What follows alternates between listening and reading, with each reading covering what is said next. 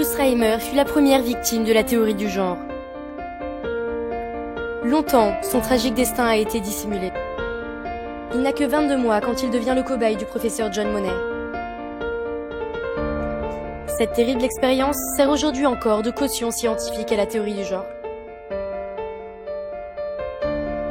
Voilà comment tout cela a commencé.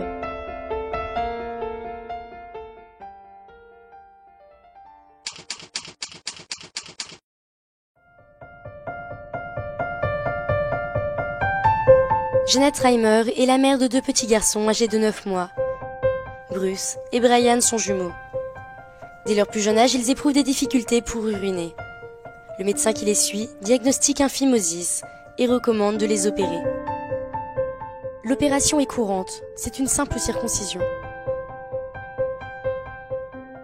Le 27 avril 1966, les 2 petits garçons sont admis à l'hôpital Saint-Boniface. Le petit Bruce est le premier à passer sur la table d'opération.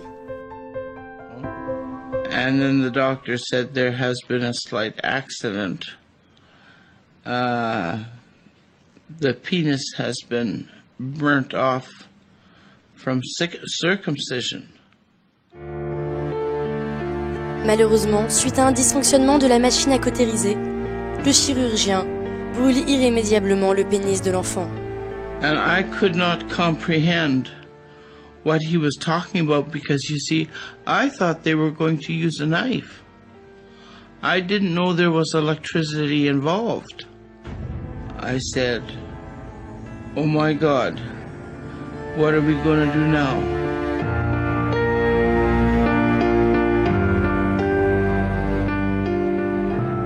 Durant plusieurs mois, les parents du petit Bruce vont consulter de nombreux médecins au Canada comme aux États-Unis. Mais tous se déclarent impuissants.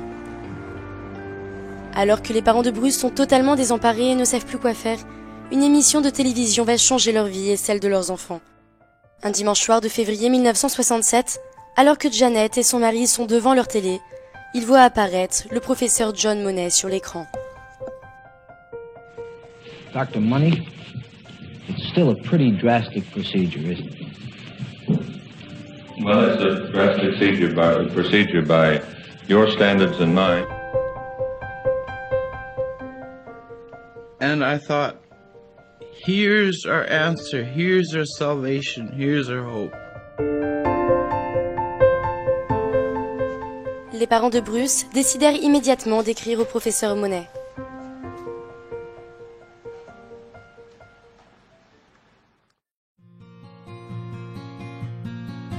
Le professeur Money est né en 1921 en Nouvelle-Zélande.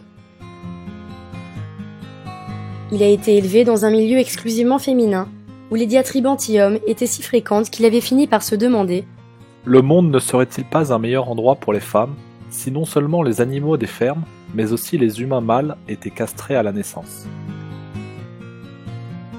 John Money est très tôt fasciné par les hermaphrodites, à tel point qu'il va consacrer sa thèse sur ce sujet-là, et il va essayer d'étudier les conséquences psychologiques sur ces enfants qui sont ni totalement des garçons, ni totalement des filles. En 1952, il va rejoindre l'hôpital Johns Hopkins aux États-Unis, où une équipe travaille déjà sur les enfants intersexes. Et très rapidement, John Money va s'imposer dans cette équipe. Ces travaux l'amènent à penser que ce qui détermine l'identité de genre d'un enfant ne sont pas des facteurs biologiques, mais la manière dont il est éduqué. Ainsi, il prétend que les enfants se sentent garçons ou filles parce qu'ils portent une robe ou un pantalon, parce qu'on les habille en rose ou en bleu, parce qu'ils portent un prénom féminin ou masculin, parce qu'on les fait jouer avec une poupée ou un pistolet. Cette théorie va rapidement prospérer et faire connaître Money et l'équipe de l'hôpital Johns Hopkins.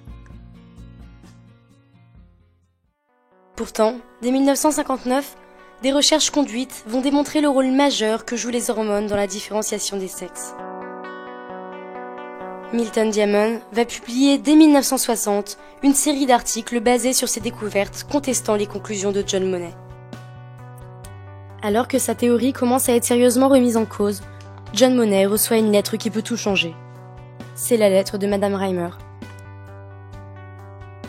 Money comprend immédiatement que le cas de Bruce et de son frère Brian constitue l'opportunité de prouver ses théories. Arrivé à élever 2 jumeaux selon des genres opposés, voilà la preuve qui lui manquait. C'est en 1967 que les parents de Bruce Reimer vont rencontrer pour la première fois John Monet. Leur enfant a déjà 22 mois et John Monet, qui est convaincu que les enfants sont neutres sexuellement jusqu'à 2 ans, va essayer par tous les moyens de les obliger à prendre une décision très rapide et à faire opérer leur enfant dans les 2 mois. Et donc il va leur mettre une très grosse pression. Et sous cette pression, les parents décident effectivement d'accepter cette proposition et très rapidement, ils vont faire opérer leur enfant. Le 3 juillet 1967, John Monet opère une castration de Bruce Reimer qui devient la petite Brenda Reimer. Et il met là encore une vraie pression sur ses parents pour qu'ils gardent le secret. L'objectif pour lui, c'est l'expérience ne peut fonctionner que si personne n'est au courant que Brenda Reimer était un petit garçon.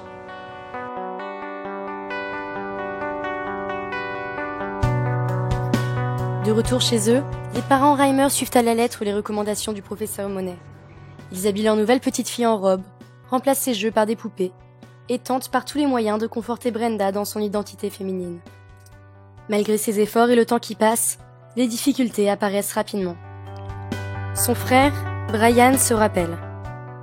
Ma sœur marchait comme un mec et ne s'intéressait qu'à des sujets et des jeux de garçons. Les parents de Brenda avaient également remarqué le malaise de leur enfant. I lied to myself. I pretended it was going to work. But when he was 2 years old and I put him in a dress, he tried to rip it off. Then I thought, oh my God, he doesn't want to be a girl. It was just so obvious to everyone, not just to me, that she was masculine. Mais suivant les instructions du professeur Monet, il n'avait pas le droit d'émettre des doutes. Il devait continuer l'expérience.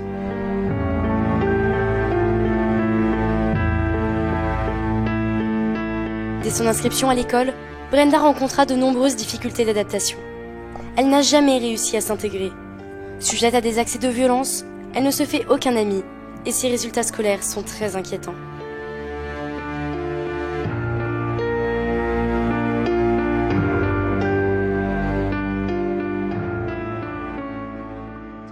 Les difficultés scolaires de Brenda Reimer vont amener ses parents à écrire au professeur Monet pour lui dire que ça ne fonctionne pas très bien. Il va tout faire pour minimiser ces difficultés. Il va même aller jusqu'à écrire à l'école de Brenda pour expliquer aux enseignants que les difficultés de Brenda Reimer sont passagères et qu'elles sont liées à une simple hospitalisation précoce. Il espérait ainsi mettre un terme aux inquiétudes avant la publication de son nouveau livre. Le 28 décembre 1972, lors d'un colloque à Washington, John Monet présenta son ouvrage Man and Woman, Boy and Girl, dans lequel un chapitre était consacré aux jumeaux Reimer. Dans ce chapitre, Monet a gommé toutes les difficultés rencontrées par Brenda, ainsi que les doutes de sa famille et de ses professeurs. Son objectif, présenter cette expérience comme un grand succès. Il écrit, en comparaison de son frère jumeau, Brenda apparaît comme un remarquable contraste. Brian s'intéresse aux voitures, aux stations-service, aux outils, alors que Brenda, prétend-il, est fascinée par les poupées et les maisons de poupées. Il conclut, les jumeaux incarnent une miraculeuse division des goûts, du tempérament et des comportements le long de la ligne du genre. Pour Monet, cela apparaît comme le test ultime que l'on n'est pas garçon ou fille, mais que l'on est construit comme cela. Ce livre remportera un succès immédiat. Le 8 janvier 1973, le Times Magazine consacre un article aux découvertes du professeur Monet. Le New York Times Books Review fait également la promotion du livre, en affirmant, si vous dites à un garçon qu'il est une fille et que vous l'élevez comme cela, il voudra faire des choses féminines. Pour le magazine Sociology, les travaux de John Monet prouvent que les enfants peuvent facilement être élevés comme un membre du sexe opposé.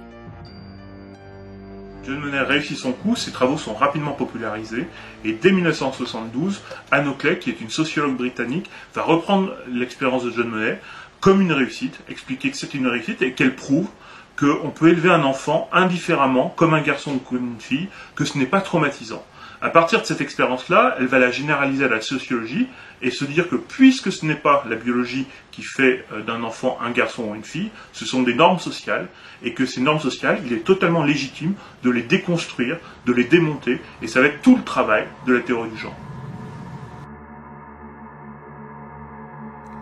Pour Brenda, les difficultés s'accumulent. Ses résultats scolaires virent à la catastrophe et elle est sujette à des crises de colère. Inquiets, ses parents alertent le professeur Monet.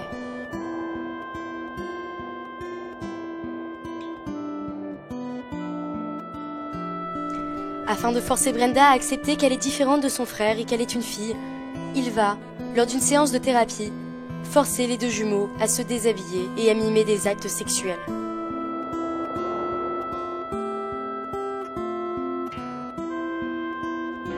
David told us what Dr. Money had done long after we had stopped seeing him.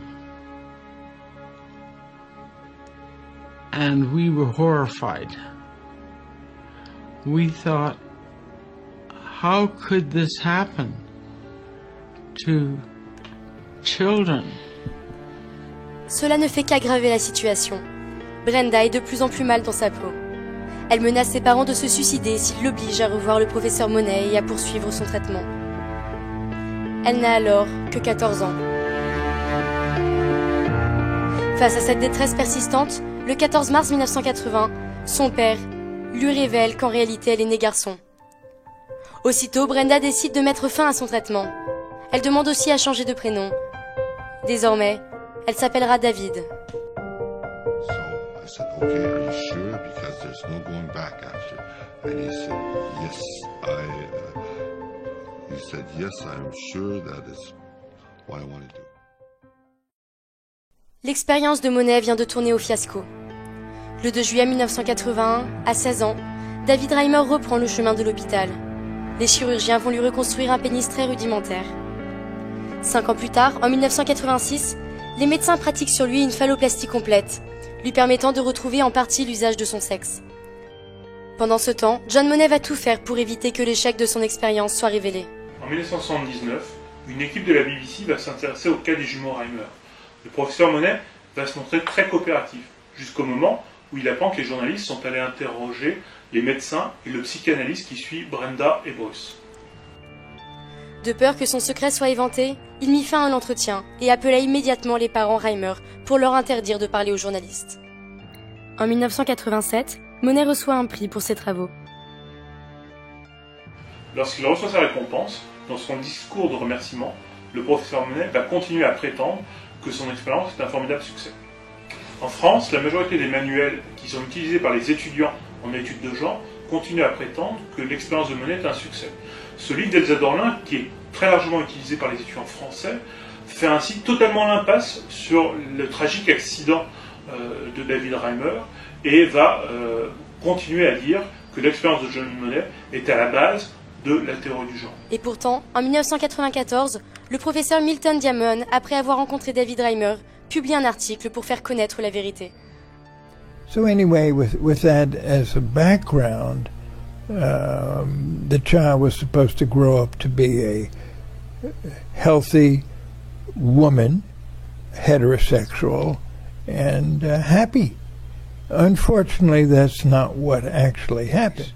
When he got to be 14, being raised as a girl, being given estrogens, having been castrated, all of these efforts made to make him into a girl, he said if he couldn't live like a male, he would commit suicide. And that's when they finally told him the story, and he converted immediately to live as a male. Désormais, David est prêt à témoigner. He didn't want any more children to suffer the way he had. Il se confiera notamment à John Colin-Pato, qui tirera de leur entretien un livre témoignage.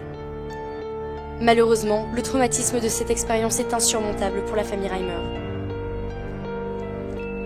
Le 5 mai 2004, David se donne la mort.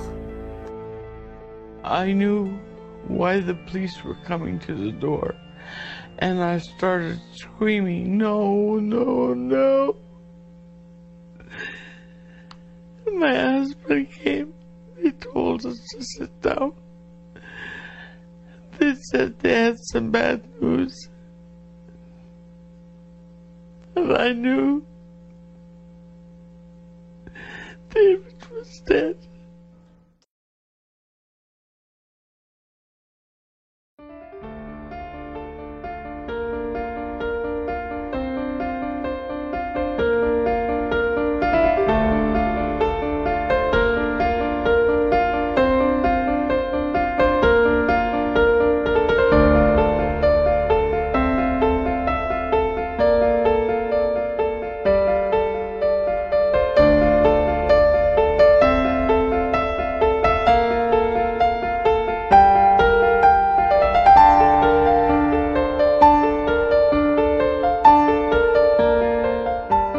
Cette expérience sert aujourd'hui encore de caution scientifique à ceux qui prétendent que l'on peut choisir son genre pour devenir un homme, une femme ou un sexe neutre. L'influence des militants du genre ne cesse de grandir. Ils interviennent dans nos écoles, militent pour imposer des livres non genrés à nos enfants, font pression sur les parlementaires et s'immiscent même jusque dans nos toilettes.